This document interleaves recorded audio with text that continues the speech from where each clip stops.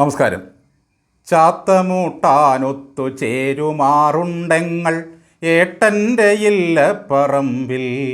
അതേ സുഹൃത്തെ, അധികാരത്തിൻ്റെ ചാത്തമൂട്ടാൻ അവർ ദില്ലി രാജാജി മാർഗിൽ കാർഗേട്ടൻ്റെ ഇല്ലത്ത് ഒത്തുകൂടി. ഉപ്പുകൊറ്റനും രചകനും നായരും വള്ളുവനുമുണ്ട്. ചാത്തനൻ്റേതെന്നു കൂറു ചേർക്കാൻ ചിലർ ചാത്തിരംഗം നടത്തുന്നു. അതെ, MLA-മാരെല്ലാം തൻ്റെ കൂടെ ഉണ്ടെന്നറിയിച്ച് വേണുപിള്ള ചാത്തിരംഗം നടത്തി. പിന്നെ എന്താണ് ഇന്ദ്രപ്രസ്ഥത്തിൻ്റെ ഇല്ലപ്പറമ്പിൽ സംഭവിച്ചത്? തങ്ങളിൽ മുഖത്തു തൊപ്പും നമ്മളൊന്നെന്നു ചൊല്ലും ചിരിക്കും. കേരള ഹൗസിൽ അവർ പരസ്പരം നോക്കുകയോ ചിരിക്കുകയോ ചെയ്തില്ല. പ്രവർത്തകരെ തുപ്പാനും കൊടിപിടിക്കാനും ശയനപ്രദക്ഷിണത്തിനും വിട്ടു. ഒന്നും ഒരിടത്തും എത്തുന്നില്ല എന്ന് കണ്ടപ്പോൾ മല്ലികാർജുനൻ വില്ലെടുത്തു. 4 എണ്ണത്തിനോടും പുറത്തിറങ്ങാൻ ആവശ്യപ്പെട്ടു. ഞങ്ങൾ ഒറ്റക്കെട്ടാണെന്ന് പുറത്തു പോയി പറഞ്ഞിട്ട് വന്നാൽ മതിയെന്ന് ആജ്ഞാപിച്ചു. അത് കേട്ട് 4 എണ്ണവും പുറത്തേക്ക് വന്നു. രമേശിൻ്റെ മോന്ത ചളുങ്ങിയിരുന്നു. വേണുവിൻ്റെ കവിൾ ഏങ്കോണിച്ചിരുന്നു. സതീശൻ്റെ മുഖത്ത് ഒട്ടിച്ചു വെച്ച ഒരു പുഞ്ചിരി മാത്രം. കർത്താവിനെ വിചാരിച്ച് എന്നെ ആരും തെറി വിളിക്കല്ലേ എന്ന ഭാവമായിരുന്നു സണ്ണിച്ചായന്. ആരാധകരെല്ലാം ഒരു മയത്തിലൊന്ന് അടങ്ങണമെന്ന് അവരൊന്നിച്ച് ആഹ്വാനം ചെയ്തു. ജനവികാരം അച്ചടക്ക ലംഘനമായി കാണുമെന്ന് മുന്നറിയിപ്പ് നൽകി. ഖാർഗേജിയും ഇവിടുന്ന് പോയ 3 മൊയന്തുകളുമായി അകത്ത് ചർച്ച നടക്കുമ്പോൾ രാഹുൽ ഗാന്ധി അകത്ത് അന്താരാഷ്ട്ര വിഷയങ്ങൾ വല്ലതും ചർച്ച ചെയ്യുകയായിരിക്കുമെന്ന് നമ്മൾ കരുതും. എന്നാൽ അതൊന്നുമല്ല. രാഹുൽ വളർത്തുപട്ടിക്ക് ബിസ്ക്കറ്റ് കൊടുത്തുകൊണ്ടിരിക്കുകയായിരിക്കും. ഇത് വെറുതെ പറയുന്നതല്ല. കഴിഞ്ഞൊരു ദിവസം അവിടുത്തെ അടുക്കളപ്പണിക്കാരനായിരുന്ന KV തോമസ് പറഞ്ഞ ഒരു കാര്യമുണ്ട്. കേരളത്തിലെ കോൺഗ്രസിൽ ഗ്രൂപ്പ് വഴക്കും തമ്മിത്തല്ലും രൂക്ഷമായ കാലം. സങ്കടം പറയാൻ ഉമ്മൻചാണ്ടി നമ്പർ 10 ജനപതിൽ ചെന്നു. രാഹുൽ തിരക്കിലായതിനാൽ ഉമ്മൻചാണ്ടി ഏറെ നേരം കാത്തിരുന്നു. തോമസ് മാഷ് വെട്ടിക്കൊണ്ടിരുന്ന തിരുതമീൻ ചട്ടിയിലിട്ട ശേഷം ഉമ്മൻചാണ്ടിയെ കൂട്ടിക്കൊണ്ട് രാഹുലിൻ്റെ അടുത്തേക്ക് ചെന്നു. ഉമ്മൻചാണ്ടി അറിയാവുന്ന ഭാഷയിൽ എന്തൊക്കെയോ പറഞ്ഞു. ഈ നേരമത്രയും ഉമ്മൻചാണ്ടിയുടെ മുഖത്ത് പോലും നോക്കാതെ രാഹുൽ ഗാന്ധി പട്ടിക്ക് ബിസ്ക്കറ്റ് കൊടുക്കുന്ന തിരക്കിലായിരുന്നു. പട്ടിയുടെ പേരെന്താണെന്ന് തോമസ് മാഷ് പറഞ്ഞിട്ടില്ല. ഇതൊക്കെയാണ് സാറേ ജനാധിപത്യത്തിൻ്റെ ഗതികേട് എന്ന് പറയുന്നത്. മത്സരിച്ച് ജയിച്ച ചെന്നിത്തലയും സതീശനും കിടന്ന് തുള്ളുന്നത് മനസ്സിലാക്കാം. ഇതിനിടയ്ക്ക് വലിഞ്ഞു കയറി കിടന്ന് തുള്ളുന്ന KC വേണുഗോപാൽ എവിടെ നിന്ന് വന്നു? മുഖ്യമന്ത്രിയെ തിരഞ്ഞെടുക്കാനുള്ള ഭയങ്കര ഒരു പ്രക്രിയ ഇവിടെ നടന്നു പോലും. കോൺഗ്രസിലെ 63 പേരും വോട്ട് രേഖപ്പെടുത്തി KCയെ ജയിപ്പിച്ചു. അതാണത്രേ കീഴ്വഴക്കം. വഴക്കമതാണെങ്കിൽ KCയെ മുഖ്യമന്ത്രിയായി അങ്ങ് പ്രഖ്യാപിച്ചാൽ പോരെ. 5 ദിവസം കാത്തു. ദുർഗന്ധം നാട്ടിലാകെ പരന്നു കഴിഞ്ഞു. എന്നിട്ട് മൂടാനുള്ള തീരുമാനം ഒന്നുമായിട്ടില്ല. ഓരോ ദിവസം കഴിയും തോറും ഇവിടുത്തെ കാവൽ മാലാഖ സകല ഫയലുകളും അരിഞ്ഞു കൂട്ടിക്കൊണ്ടിരിക്കുകയാണ്. മന്ത്രിമാരുടെ ഓഫീസിലെ ഫയലെല്ലാം എടുത്തുകൊണ്ടുപോയി സെക്രട്ടേറിയറ്റിൻ്റെ ഷ്രെഡിംഗ് യൂണിറ്റിൽ തള്ളുകയാണ്. ഫലമറിഞ്ഞതിൻ്റെ പിറ്റേന്ന് തന്നെ മാന്യനായ പിണറായി രാജിക്കത്ത് നൽകി. അതിൻ്റെ യാതൊരു ആവശ്യവും ഉണ്ടായിരുന്നില്ല. നമ്മുടെ നിരീക്ഷക മുൻഷിച്ചേച്ചി ദീപയക്കൻ പറഞ്ഞത് 23 വരെ സമയമുണ്ടല്ലോ ഞങ്ങൾക്ക് തമ്മിലടിക്കാൻ എന്നാണ്.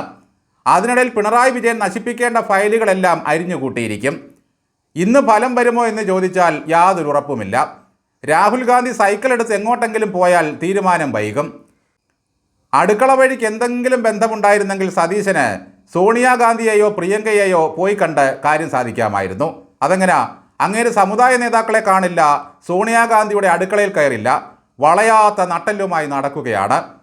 ആവശ്യം വരുമ്പോൾ കുനിയാനുള്ളത് കൂടിയാണ് നട്ടല്ല എന്ന് ഈ പാവം പറവൂരുകാരന് അറിയാതെ പോയി. എന്നാൽ നമ്മുടെ രമേശ് ജിയെ നോക്കൂ. ആഹാ, എന്തൊരു സൗമ്യത! പിണറായി വിജയൻ്റെ നേർക്ക് കൈ ചൂണ്ടാൻ പോയില്ല. നിലപാടെന്ന വാക്കുപോലും 7 അയലത്തുകൂടി പോലും പോയിട്ടില്ല. വനവാസത്തിന് പോകുമെന്ന് പറഞ്ഞിട്ടില്ല. എത്ര സീറ്റ് കിട്ടുമെന്നും പറഞ്ഞില്ല. മന്ത്രിമാർ തോൽക്കുമെന്ന് മിണ്ടിയതേയില്ല. സമുദായ പ്രമാണിമാരെ വണങ്ങാനറിയാം, അവർക്ക് വെറ്റേമാൻ കൊടുത്ത് വന്ദിക്കാനറിയാം. ഇനി KCയെ നോക്കൂ. സതീശൻ അശ്വമേധത്തിന് പോയ സമയത്ത് സ്ഥാനാർത്ഥികളെയെല്ലാം വശത്താക്കി. അവർക്ക് ആവശ്യമായ ഫണ്ട് കൊടുത്തു. നുണയൻ വേണു എന്ന് ആരെങ്കിലും വിളിച്ചോ? പിണറായിയെ പേരെടുത്ത് എന്തെങ്കിലും പറഞ്ഞോ? സമുദായ പ്രമാണിമാരെ വിമർശിച്ചോ? നിലപാടെന്ന വാക്ക് എവിടെയെങ്കിലും കണ്ടാൽ തിരിഞ്ഞു നടക്കും. മുഖ്യമന്ത്രിയാകാൻ ഞാനില്ല എന്ന് ചാനലുകളിലിരുന്ന് പറഞ്ഞ പുള്ളിയാണെന്ന് ഓർക്കണം. സംഭവിച്ചത് മറ്റൊന്നാണ്. VD സതീശൻ ഇവിടെ ഓരോ പ്രവചനങ്ങൾ നടത്തും. അതൊന്നും മനോരമ ന്യൂസിലൂടെ ഗാന്ധി കുടുംബത്തിൽ ചെല്ലില്ല. അതെല്ലാം തൻ്റേതാക്കി വേണുഗോപാൽ രാഹുലിൻ്റെ ചെവിയിലെത്തിക്കും. സതീശൻ പറഞ്ഞു 100+ എഴുതി വെച്ചോ. ഇതുതന്നെ KC ഹൈക്കമാൻഡിൻ്റെ അടുക്കളയിൽ ചെന്ന് പറഞ്ഞു 100+ എഴുതി വെച്ചോ. സതീശൻ പറഞ്ഞു 1 ഡസൻ മന്ത്രിമാർ തോൽക്കും. അത് കേട്ട് KC അവിടെ ചെന്ന് പറഞ്ഞു 1 ഡസൻ മന്ത്രിമാർ തോക്കും. സതീശൻ പറഞ്ഞു, ഭരണത്തിൽ വന്നില്ലെങ്കിൽ ഞാൻ വനവാസത്തിന് പോകും. അതും ക്രേസി ഗോപാൽ അവിടെ ചെന്ന് പറഞ്ഞു. അത് കേട്ടപ്പോൾ ഹൈക്കമാൻഡിൻ്റെ അഭനും സുഭദ്രയും പിന്നെ ഞാനും നടുങ്ങിപ്പോയി. അങ്ങനെയുണ്ടെങ്കിൽ ജയിച്ചാൽ ക്രേസി തന്നെ മുഖ്യനായിക്കോ എന്ന അനുജ്ഞ നൽകി. അല്ലെങ്കിൽ പാവം വനവാസത്തിന് പോയാലോ. ഇതൊന്നും അറിയാതെ വി.ഡി. സതീശൻ ഇവിടെ ടീം UDF കൊണ്ടു നടന്നപ്പോൾ കെ.സി. വേണുഗോപാലൻ അവിടെ ടീം കെ.സി. ആയി ഞെളിഞ്ഞു നടന്നു. സതീശൻ ഉണ്ടാക്കിയ വിസ്മയങ്ങളെല്ലാം കെ.സി. സ്വന്തം പേരിൽ അവിടെ അവതരിപ്പിച്ചു. സതീശൻ ജനങ്ങളിൽ പിടിമുറുക്കിയെങ്കിൽ കെ.സി. വേണുഗോപാൽ പാർട്ടിയിൽ പിടിമുറുക്കി. സ്വന്തം മുണ്ടുപോലും മുറുക്കിയെടുക്കാൻ അറിയാത്ത ചെന്നിത്തലയാണ് അതിലും വലിയ കൗശലക്കാരൻ. ഒരു പൊന്നോമനയെ പോലെ നമുക്ക് ലാളിക്കാൻ തോന്നും. 3 പേരും മുഖ്യമന്ത്രിയാകാൻ യോഗ്യരാണ് എന്ന് പറഞ്ഞുകൊണ്ടാണ് അണികളെ ശാന്തരാക്കാൻ നിർദ്ദേശിച്ച് ആ 3 സ്ഥാനാർത്ഥികളെയും പുറത്തേക്ക് രാഹുൽ ഇറക്കിവിട്ടത്. ഇനി പരമയോഗ്യൻ ആരാണെന്ന് വേണം കണ്ടുപിടിക്കാൻ. അത് വൈകിട്ട് ചപ്പാത്തിയും ഡാൽകറിയും കഴിച്ചുകൊണ്ടിരിക്കുമ്പോൾ സോണിയാഗാന്ധിയും മക്കളും ചേർന്ന് തീരുമാനിക്കും. സതീശൻ്റെ കാര്യത്തിലൊരു പന്തികേട് നേരത്തെ തന്നെ തോന്നിയിരുന്നതാണ്. സതീശൻ നയിച്ച പുതിയുഗ യാത്രയുടെ സമാപനം ഓർക്കുന്നില്ലേ? അതിൽ പങ്കെടുത്ത രാഹുൽ ഗാന്ധി ഒറ്റ അക്ഷരം പോലും വി.ഡി. സതീശനെ പറ്റിയോ പുതിയുഗ യാത്രയെപ്പറ്റിയോ മിണ്ടിയതേയില്ല. കെ.സിയുടെ പരദൂഷണമെല്ലാം കേട്ടുകൊണ്ടാണോ എന്തോ ഈ വി.ഡി. സതീശനെ രാഹുലിന് അത്ര തൃപ്തിയായി തോന്നുന്നില്ല. വലിയ മിടുക്കന്മാരെ ആ കുടുംബത്തിന് പണ്ടേ ഇഷ്ടമല്ല, കുറുക്കന്മാരെയാണ് ഏറെ ഇഷ്ടം. കഴിഞ്ഞ ദിവസം അഡ്വക്കേറ്റ് ജയശങ്കർ ഒരു വീഡിയോയിൽ പറയുന്നത് കേട്ടു. എന്താണെന്നറിയില്ല, പണ്ട് മുതലേ കെ.സി. വേണുഗോപാലിന് വി.ഡി. സതീശനെ ഇഷ്ടമേ അല്ല. ഒരു നായർക്ക് മറ്റൊരു നായരെ കണ്ടുകൂടാ എന്ന ജനിതക ഗുണമായിരിക്കുമോ കാരണം? രാഹുൽ ഗാന്ധി മിടുക്കനാണെങ്കിൽ ഒന്ന് ചെയ്യണം. മുഖ്യമന്ത്രിയാക്കിയാൽ സംഘടനാ ചുമതലയിൽ നിന്ന് കെ.സിയെ നീക്കാതെ പറ്റില്ലല്ലോ. ആ സ്ഥാനത്ത് വി.ഡി. സതീശനെ നിയമിക്കണം. ഇവിടെ നിന്ന് മാറ്റി പാർപ്പിക്കണം. ഭരണമില്ലാത്ത 5 സംസ്ഥാനങ്ങളിലെ ഭരണം തിരിച്ചു പിടിച്ചു തന്നാൽ പ്രധാനമന്ത്രിയാക്കാമെന്ന് പറയണം. ആ പാവം അത് കേട്ട് വിശ്വസിച്ച് അന്ന് മുതൽ പ്രയത്നം തുടങ്ങും. ഇതൊരുമാതിരി കുളത്തിൽ എരുമയെ കാണിച്ച് പെണ്ണ് കെട്ടിക്കുന്ന പരിപാടിയായിപ്പോയി. ഇനി മറ്റൊരു വിസ്മയത്തിൻ്റെ ഭാഗമായി രാഹുൽ ഗാന്ധി 4മതൊരാളെ മുഖ്യനാക്കുമോ എന്നും സംശയിക്കേണ്ടിയിരിക്കുന്നു. സതീശൻ്റെ ഗതി ഇനിയുള്ള തലമുറയ്ക്കെങ്കിലും വരാതിരിക്കണമെങ്കിൽ നിങ്ങൾ ബുദ്ധിയുള്ളവരാണെങ്കിൽ ഇനി ഒന്ന് ചെയ്യണം. സോണിയാഗാന്ധിയെയോ മക്കളെയോ ആശ്രയിക്കുന്ന പരിപാടി അങ്ങ് ഉപേക്ഷിക്കണം. മിസ്റ്റർ മരുമകനായ റോബർട്ട് വധേരയെ എങ്ങനെയെങ്കിലും സ്വാധീനിക്കാൻ നോക്കണം. ഏതെങ്കിലും വിധേന അയാളുമായി ഒരു ചെങ്ങാത്തം നിങ്ങൾക്ക് സ്ഥാപിക്കാൻ കഴിഞ്ഞാൽ നിങ്ങൾ രക്ഷപ്പെട്ടു.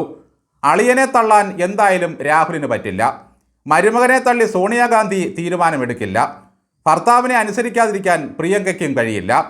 നെഹ്റു കുടുംബത്തിൻ്റെ മരുമകൻ പറയുന്നത് ഖാർഗേജിക്കും തള്ളാൻ പറ്റില്ല. മരുമക്കളെ ബഹുമാനിക്കുന്ന പാരമ്പര്യമാണല്ലോ ഇന്ത്യയിലെവിടെയും. വധേരയുടെ കുടുംബത്തിന് അലൂമിനിയം കച്ചവടമാണെന്നാണ് കേട്ടിട്ടുള്ളത്. അപ്പൻ്റെ ട്രസ്റ്റിൽ റോബർട്ടും അംഗമായിരിക്കണമല്ലോ. 4-1 നിവൃത്തിയുണ്ടെങ്കിൽ അടുക്കളക്കാരെയും ആശ്രിതരെയും തള്ളിപ്പറയുന്ന സ്വഭാവം ആ കുടുംബത്തിൽ ഇന്ദിരയുടെ കാലം മുതൽക്കേ ഇല്ല. അതുകൊണ്ട് നിസ്സംശയം പറയാം, സതീശൻ്റെ കാര്യം പോക്കാണ്. ചെന്നിത്തലയെ സംഘടനയുടെ പുതിയ പദവി വല്ലതും കൊടുത്ത് മെരുക്കും. പ്രവർത്തകരോടൊന്നേ പറയാനുള്ളൂ, അവരൊന്നിച്ചൊരു കെട്ടായി ഒരു വരവുണ്ട്. ഭരണത്തിൻ്റെ ഓരം പറ്റി നിന്ന് എന്തെങ്കിലുമൊക്കെ നേടാൻ നോക്കാതെ നേതാക്കന്മാരുടെ ഫ്ലെക്സിൽ തുപ്പാനും തല്ലാനും നടന്നാൽ നിൻ്റെയൊക്കെ ഗതി അധോഗതി. ഭരണം കിട്ടിയതുകൊണ്ടിപ്പോൾ KPCCയും ജില്ലാ നേതൃത്വങ്ങളുമൊക്കെ അല്പം ഞെളിഞ്ഞ മട്ടാണ്. അച്ചടക്കം ലംഘിച്ചാൽ നടപടിയെടുക്കുമെന്നാണ് ഭീഷണി. ഇങ്ങനെയൊക്കെ പറയുന്നതുകൊണ്ട് KPCC എന്തെങ്കിലും അച്ചടക്ക നടപടി എടുത്തില്ലെങ്കിൽ വീണ്ടും കാണാം.